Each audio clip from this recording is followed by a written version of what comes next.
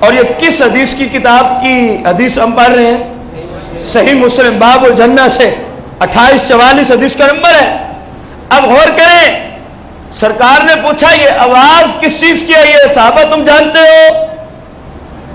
صحابہ نے جواب دیا قلنا اللہ و رسولہ اعلم، اللہ اور اللہ کا رسول ہی بہتر جانتے ہیں۔ یہ ہے صحابہ کا عقیدہ۔ اور موجودہ زمانے میں بعض لوگوں کا عقیدہ آپ کو عرض کروں، ایک کتاب ہے تقویت الایمان جس میں از حد گستاخیاں کی گئی، اسماعیل دہلوی کی ہے، اور دوسرا سعودی عربیہ کا جو انٹرنیشنل لیول کا دارالافتاء ہے اس وقت، جس کی ویب سائٹ انٹرنیٹ پہ انہوں نے باقاعدہ طور پہ جو فتویٰ دیا جا رہا ہے اس پہ اپلوڈ کیا جا رہا ہے۔ پوری دنیا میں ان کے یہ فتاوی جات پڑھے جا سکتے ہیں، اور 5-6 زبانوں کے اندر پڑھے جا سکتے ہیں۔ ان میں ایک زبان آپ کے ملک کی بھی ڈالی گئی ہے، اردو زبان بھی ہے، عربی بھی ہے، انگلش بھی ہے، فارسی بھی ہے، بہت ساری زبانوں میں۔ جس زبان کو کوئی جاننے والا ہے اسی میں اس کا فوراً ٹرانسلیٹ کر لے۔ اب غور کریں، ادھر اس نے لکھا، ادھر موجودہ زمانے کی جو ان کی دارالافتاء کی مجلس ہے سعودی عربیہ کی، جس کو انہوں نے اتنا عروج دیا کہ یہ ہمارے ملک کے سب سے بڑے مفتی ہیں، جن کی وجہ سے ہم جو دین پھیلا رہے ہیں وہ پوری دنیا میں نیٹ کے ذریعے ہم پھیلا رہے ہیں۔ بھیا ان کو اتنا عروج دیا گیا ان کے علم کی وجہ سے۔ اب ان دونوں جگہ پتہ ہے کیا لکھا ہے؟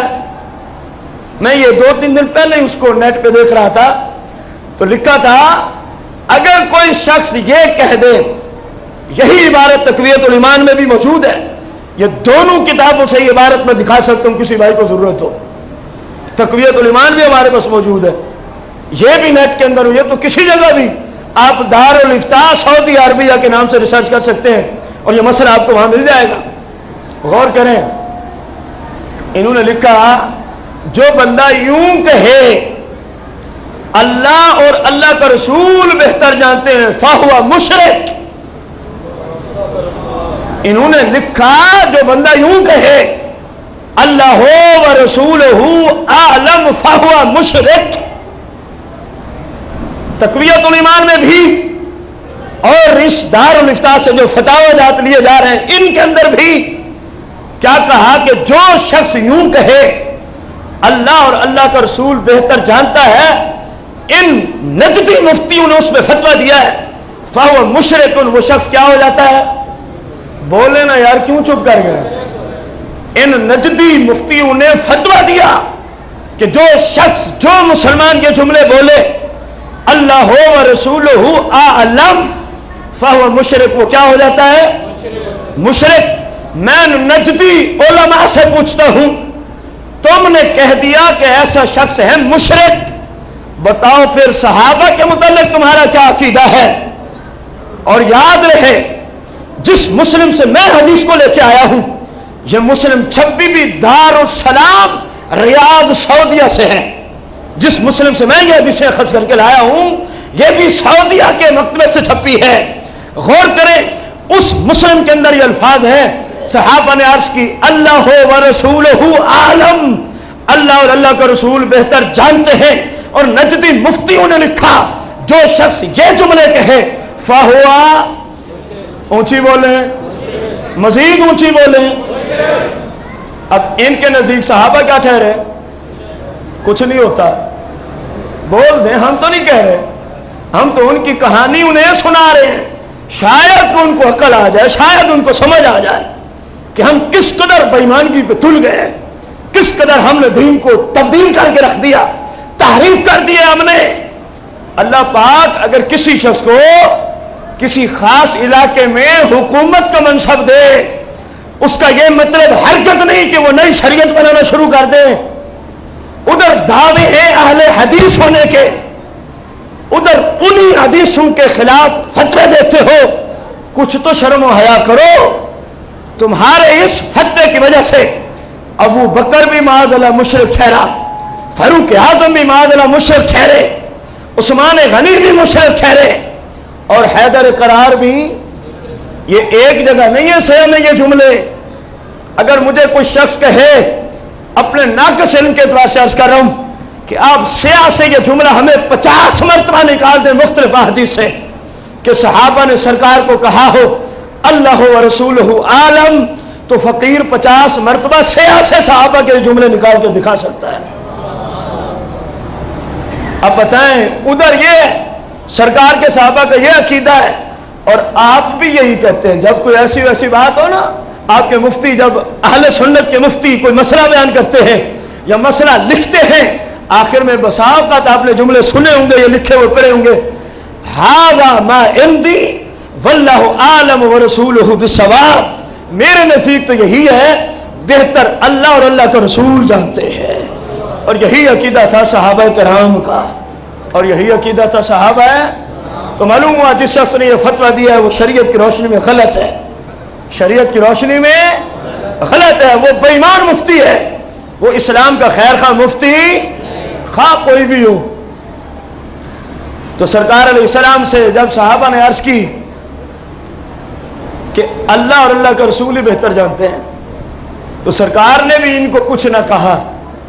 अगर शिरक होता ना तो नबी अलैहिस्सलाम फौरन डांट देते, क्योंकि नबी का काम ही यही है, जो सामने गुनाह हो उससे रोका जाए, उससे मना किया जाए।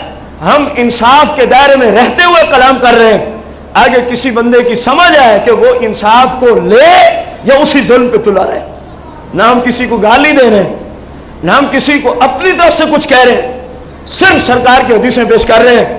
अगर सरकार की हदीसें पेश करना कोई जुर्म है तो मैं पहले अर्ज कर चुका हूं, इस जुर्म से रुकने का नाम लेते, कायनात बदल सकती है, हदीसें बयान करने से हम रुक सकते हैं? हाँ, तुम्हारे अंदर जुर्रत है तो मैदान में आओ, कहो ये हदीसें ही नहीं है, मैं मुकम्मल रेफरेंस दे रहा हूं आप लोगों को, आओ मैदान में उतरो, कहो मुस्लिम ये हदीस नहीं है, जो चोर की सजा जिस तरह मकूला मशहूर है वो मेरी सजा अगर मौजूद है तो उस गंदे मजहब को छोड़ और आ जा या रसूलल्लाह कहने वालों को मसलक में, कि जिनका मसलक, जिनके अकायद, जिनके मामूलात सरकार अलैहिस्सलाम की शरीयत के ऐन मुताबिक है। खैर, सरकार ने भी कुछ ना कहा, फिर सरकार ने बताया हाजा हाजरुन रुमिया बिही फिन्नार मुंज़ सबईन खरीफा। हाय हाय, अब क्या क्या बंदा बात करे। इस सरकार के जुमले के सियाक व सबाक को देखे। सरकार ने फरमाया साहबा, इससे भी पहले सरकार की जहरी दुनिया में टोटल उम्र कितनी है? ऊंची बोले 63 वर्ष, और इधर जुमले सुनने के काबिल है। फरमाया साहबा हाजा हाजरुन, ये एक पत्थर की आवाज थी, रोमिया बिही फिन्नार, जिसको फेंका गया जहन्नम में, मुंज़ सबईन खरीफा, आज से 70 साल पहले इसको फेंका गया। उम्र मुबारक कुल कितनी है? चलो आखिरी दिन भी ये हदीस आपने फरमाई हो, तब भी सरकार की उम्र 70 साल बनती, अपनी जहरी आमद से पहले की बातें इरशाद फरमाई जा रही हैं। फरमा साहबा, ये आज से कितना पहले? सबईन खरीफा, फरमा 70 साल पहले इसको रब ने जहन्नम के ऊपर वाले किनारे से हुक्म दिया इसको नीचे जाने दो, और फरमाया फाहुवा यहवी फिन्नारी अलआन, ऐ साहबा अब वो जहन्नम की तह में जा पहुंचा है। इसमें जो लोग शरीयत तोड़ते हैं वो भी गौर करें कि जहन्नम कितना गहरा कुआं है, ऊपर से नीचे पत्थर जा रहा है, 70 साल लग गया है, और फिर सरकार के इल्म पे तो वैसे ही बंदा कुर्बान हो जाए।